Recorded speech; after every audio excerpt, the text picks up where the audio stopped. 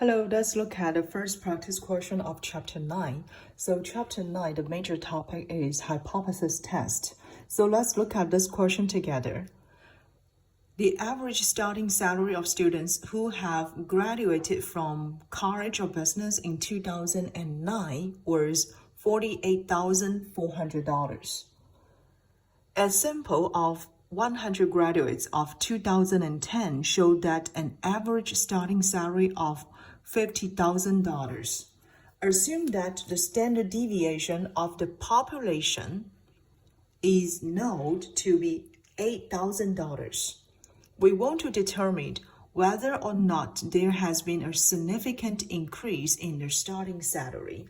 So there are 5 questions related in this question, and all those 5 questions are related to hypothesis test. So let me just review what we have learned in Chapter 9 of hypothesis test.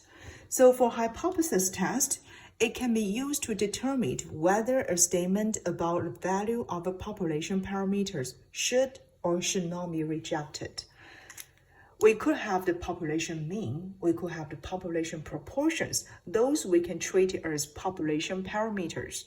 And then for hypothesis test, there are 2 types of the hypothesis. One is non-hypothesis, always denoted as H0, okay, or H0. This is a tentative assumption about a population parameter. And then we need to have an alternative hypothesis, which is denoted by HA. So HA is just the opposite of what stated in the non-hypothesis. And then we will use the data from a sample, okay, to test the non-hypothesis and alternative hypothesis. So just as this question says, we have a sample of 100 graduates of 2010, and then we have the other informations. We want to use the sample data to test the non-hypothesis and alternative hypothesis. There is an important thing I hope you can pay attention. The equality part of hypothesis always appears in the non-hypothesis in H0. So this is very important. The equality part of the hypothesis always appears in H0. So generally speaking, there are 3 forms of hypothesis tests about a population parameter. So for example, if we want to do a hypothesis about a population mean, mu, okay? So there are always 3 different forms. The first will be one-tailed test, but this is the lower tail test, okay? So the non-hypothesis will be mu large or equal mu 0, okay? And then the alternative hypothesis, which is just the opposite of the non-hypothesis. So the alternative hypothesis will be mu less than mu 0, okay? There is another type of the one-tail test, which is the upper tail test. So it also have the non-hypothesis, which will be mu less or equal mu 0. And alternative hypothesis, just the opposite, right? So we have the mu larger than mu 0. The third form of the hypothesis test will be the two-tailed test. So in the two-tailed test, you can notice we have the H0, which will have the mu equal mu 0 or mu 0. And the alternative hypothesis will be mu doesn't equal mu 0.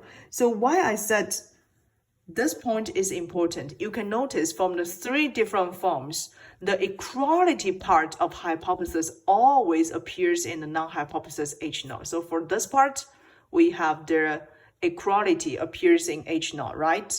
For this one, we also have the equality part also appears in H0. For the two-tailed test, of course, the equality appears in H0, okay? So in these 3 types of the hypothesis test, mu 0 is just the hypothesis value of the population mean. If the population standard deviation is already known, so for example, in our practice question, we assume the standard deviation of the population is already known to be $8,000. Therefore, under this case, if the population standard deviation is known, then the test statistic for hypothesis about the population mean can be used by this formula, okay? So this is the formula we use to compute for hypothesis test statistics if population standard deviation is known. So I would like to share you some steps for us to do the hypothesis test before we solve for those questions.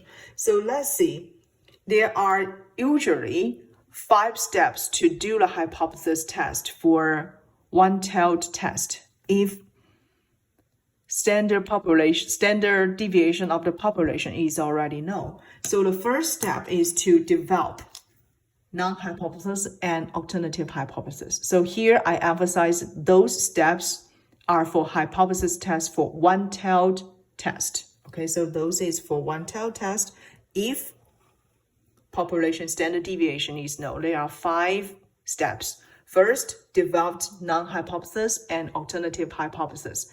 And then we need to specify the level of the significance alpha. Okay, so this is what we need to specify in the second step. After that, we need to compute the value of the test statistics based on this formula. Okay, so we use this formula to do the third steps. Okay, after that, we can have 2 different approaches to do the hypothesis test. We can either use p-value approach or critical value approach. So let's just first talking about a p-value approach. In the p-value approach, we will use the test statistic, this z-value, to obtain the p-value through the z-table, okay, or what we call the standard normal distribution table.